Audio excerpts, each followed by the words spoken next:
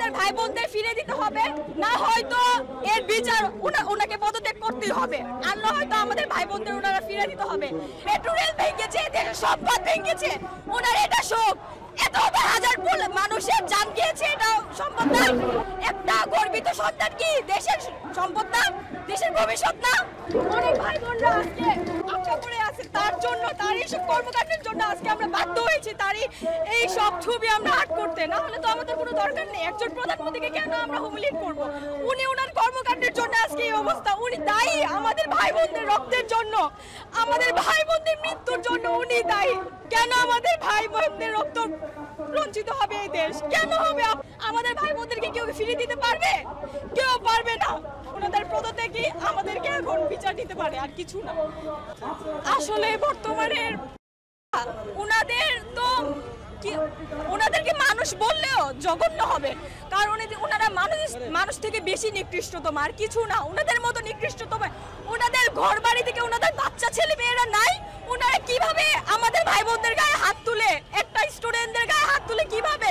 ওনারও তো ছেলে মেয়ে আছে, ওনাদেরকে এতটুকু মায়া মমতা নেই? একটা দেশের বাহিনী হয়ে উনি কিভাবে একটা দেশের নাগরিকের গায়ে হাত তুলে, একটা দেশের সম্পদের গায়ে হাত তুলে?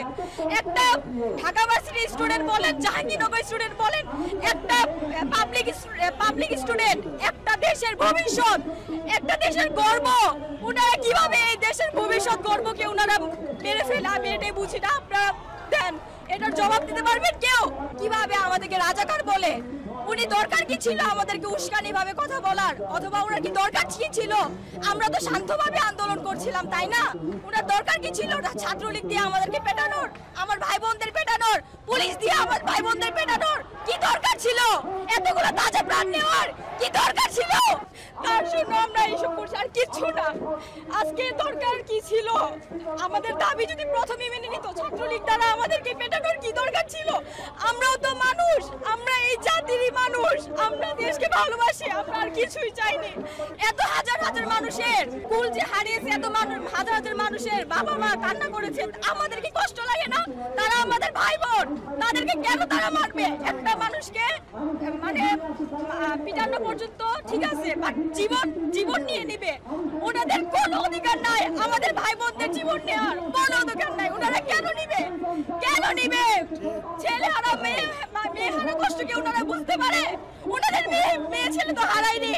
এই মাসে জুলাইয়ের যে 15 তারিখ থেকে যে আন্দোলনটা শুরু হয়েছে সারা দেশে, আপনারা দেখেছেন আপনি প্রতি মুহূর্তে জনগণের কাছে জিজ্ঞাসা করছেন এবং ছাত্র সমাজের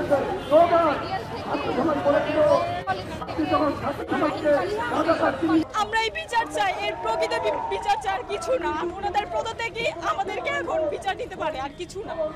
ধন্যবাদ।